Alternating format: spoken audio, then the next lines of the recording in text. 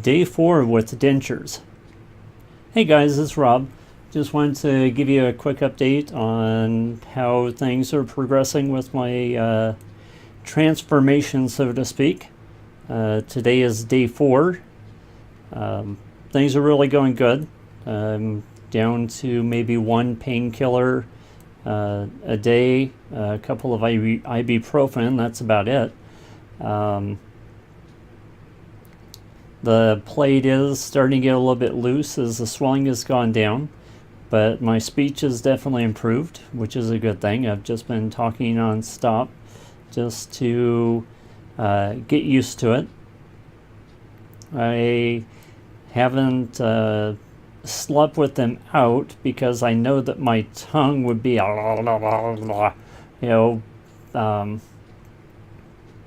messing around with the blood clots, and I just want that to be completely set before I might let my tongue loose on it. And I think one reason that my transition has gone much more smoothly than others that I have heard is that I worked really closely with my dentist before this happened.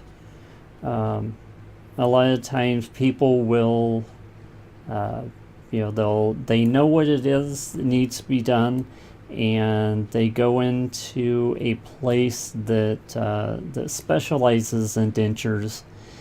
And one thing that I found out working in the dental industry is these are production-based businesses. That your dentist ideally is going to look at what is the best options for you, not only in the short term but in the long term. Whereas a lot of these franchises or companies that all they do is dentures, that is their primary focus. How much can they get out of the customer? They're not necessarily patients, but more customers. And so somebody comes in, and pretty much regardless of the situation that their teeth are in, there'll be, oh yes, you need dentures, and this is how much this is going to cost. We'll book you up and get you on your way. Now, I know a lot of times people just want to go get it over with and be done with it, but a couple of steps that I did was, if you can get set up on both a prophy and perio cleaning routine before the actual extractions, then it will go much more smoothly. When you have a regular dental appointment with the cleaning, that is what's known as a perio exam, and a prophy. That is a prophy cleaning, which is they go in, they scrape off all the plaque and the cleanings and everything, and they do the cleaning and the polishing.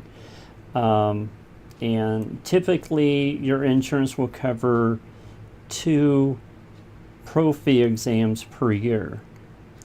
And then there is what is known as perio maintenance, which is if you have gum disease, it is a much more thorough cleaning, and typically your insurance will cover that every 4 months.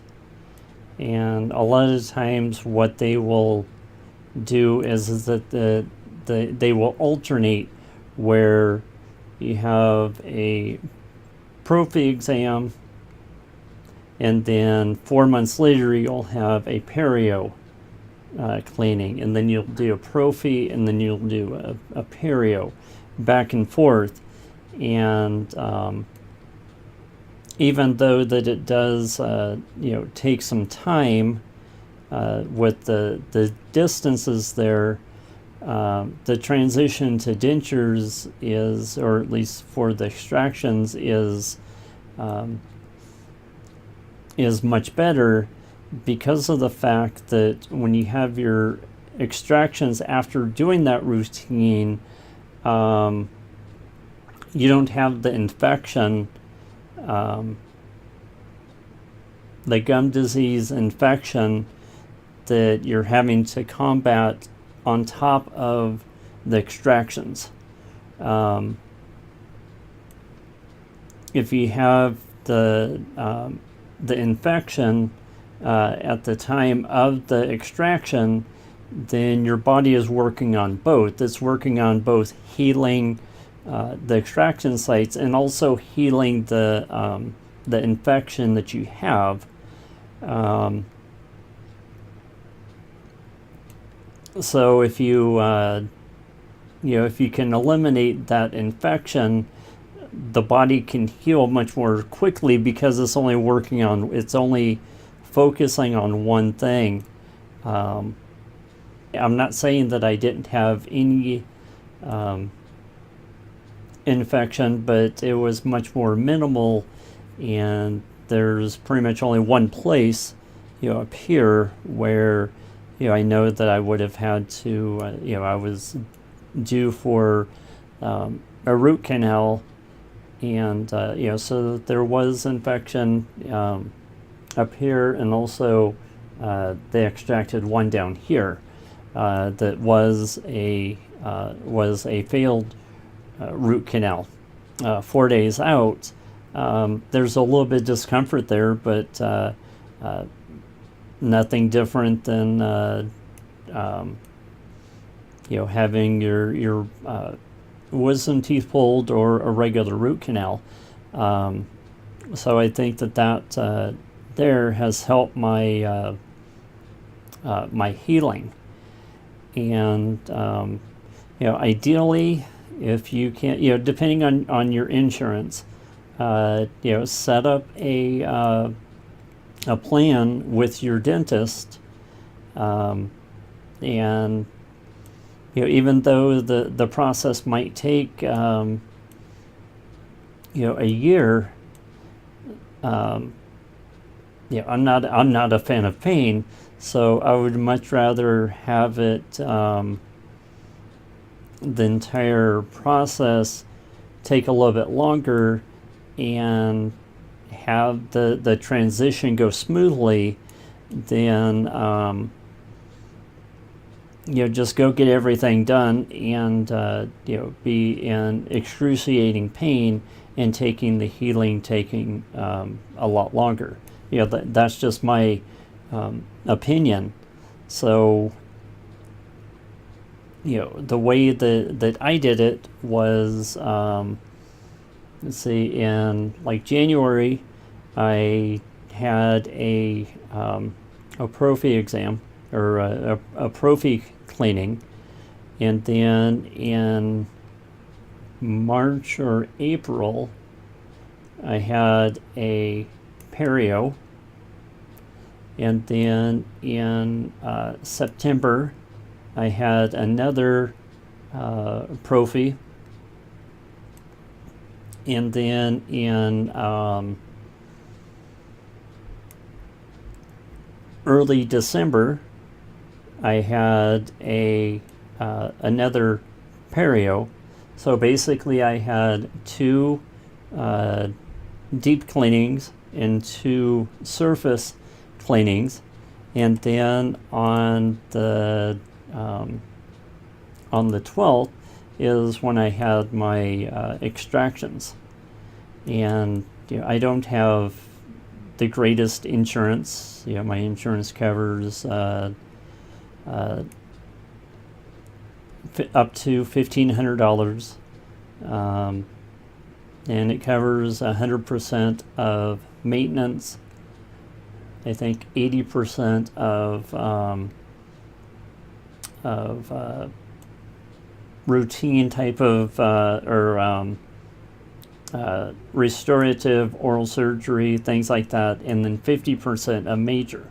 And that is a pretty typical type of insurance. And then I have a flexible spending account where they take out X number of dollars before taxes to be used towards medical type expenses. And so I did that at $1,500.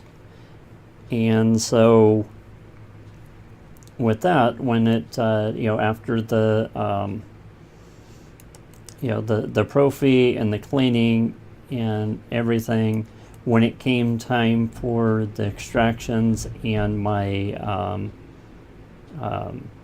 immediate, between the flexible spending account and my insurance, I only had to pay like $263 or something like that at the time of the procedure, even though that